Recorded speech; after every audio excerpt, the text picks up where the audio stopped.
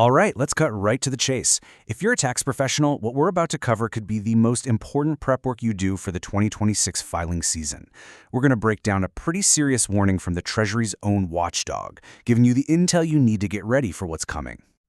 Now, everything we're talking about today comes directly from this single source, the official memo from the Treasury Inspector General for Tax Administration, or TIGTA.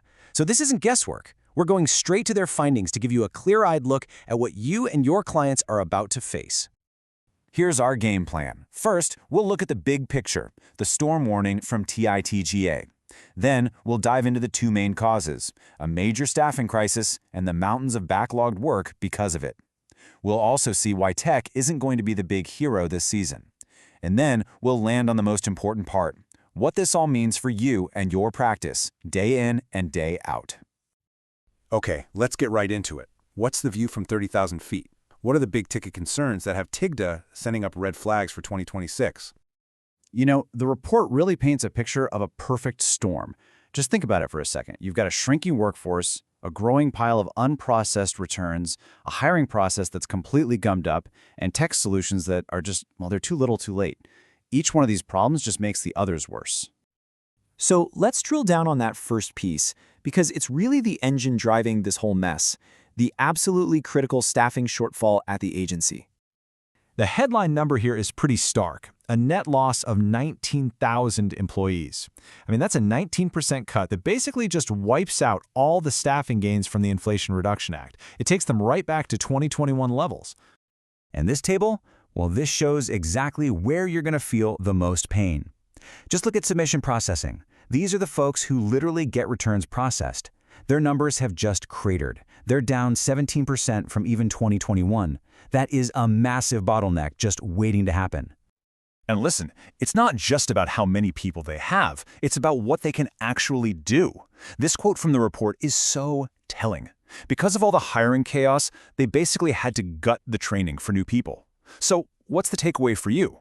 It means that after you spend an hour on hold, the person you finally reach will probably only be trained to, well, route your call or answer the most basic refund question.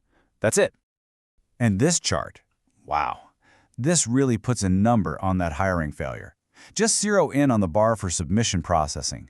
As they were heading into filing season, they had filled only 2% of their approved jobs. That's not just a problem, folks. That's a near total breakdown of a function that has to work. So, what happens when you have fewer people who have less training?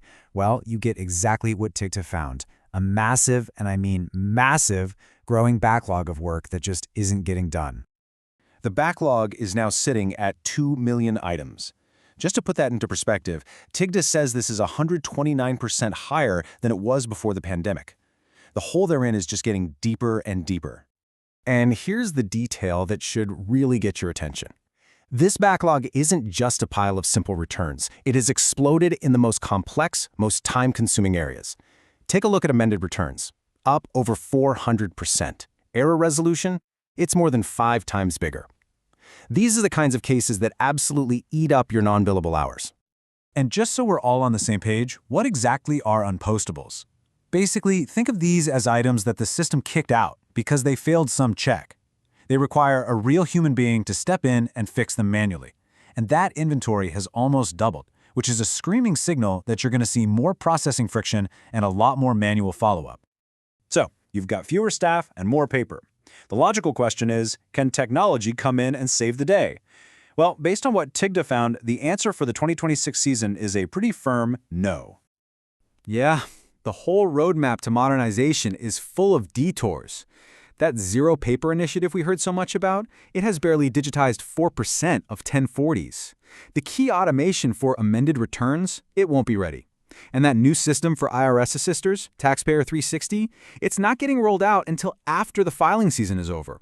The tech cavalry is definitely not coming to the rescue this year. Okay, so we have a staffing crisis, an inventory crisis, and a technology delay. What does this whole cascade of problems actually mean for your practice? Let's translate all these findings into a strategic playbook for you for 2026. First things first, the IRS has officially lowered its own expectations. The telephone service goal is down to 70% from 85% last year, and TIGTA points out, pretty ominously, that the last time the goal was this low was in 2022, when the actual performance was a dismal 18%. So, yeah, get ready for some serious hold music. This all boils down to a seriously degraded service environment for you. You're going to face longer hold times to talk to less experienced staff. You're going to see major delays on anything filed on paper. You should probably expect a higher rate of rejections and errors, and with 35 assistant centers already closed, your in-person options are, well, they're dwindling. So let's wrap this all up into a playbook for your practice. Number 1, manage your clients' expectations now. Let them know refunds and problem-solving will take longer. Number 2, make e-filing non-negotiable. Stay out of that paper jam at all costs. Number 3, budget for what's coming, more non-billable hours for your team stuck on hold. And number 4, document every single interaction with the IRS. Create a paper trail that they just can't ignore. So we'll leave you with this question.